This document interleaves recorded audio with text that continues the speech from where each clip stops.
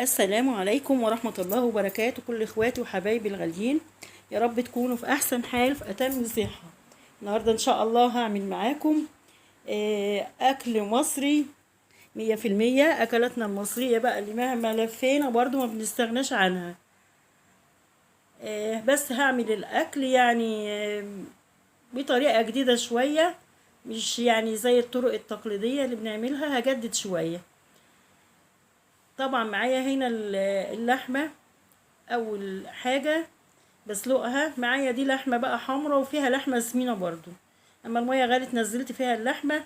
ودايما انا مع اللحمة ومع الفراخ بضيف بصلاية كبيرة كده مقطعاها بالطريقة اللي حضراتكم شايفينها دي، وطماطماية وورقتين اللوري مع اللحمة. طبعا ما بضيفش ملح ولا توابل، بخليها تغلي شوية لان اللحمة بتاخد سوا شوية. بخليها تغلي.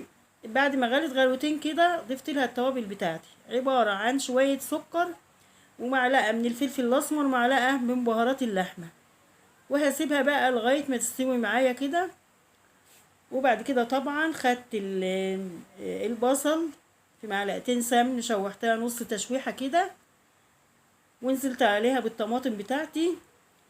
وكمان بعد كده هنزل بقى بالبهارات والتوابل، شوية ملح وشوية سكر، نص معلقة سكر ونص معلقة بابريكا وكمان كزبرة وكمون وشوية شطة، ده اختياري.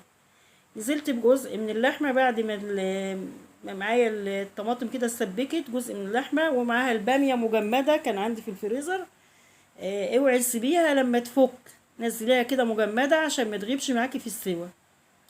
على طبعا ما البامية تستوي انا بعمل رز بشعرية، عملته معاكم كتير قبل كده على القناة، معروف طبعا.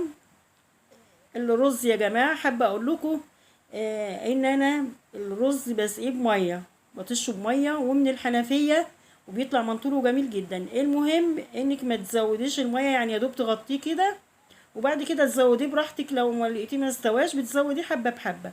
وبضيف معاه معلقة من الملح ومعلقة فلفل اسمر ونص معلقة من السكر، بتفرق كتير في الطعم، بتبقى جميلة قوي. وبعد كده هنا الملوخية، طبعا الشوربة غلت، قلبت فيها الملوخية والطشة بتاعتها توم، وضفت على التوم نص معلقة كزبرة ناشفة قبل التوم ما ياخد اللون الذهبي ده. ونزلته بقى، شوفوا بقى الملوخية ما شاء الله بتاعتنا، يعني شكلها يفتح النفس ازاي، جميلة جدا بالطريقة دي، يا ريت تجربوها.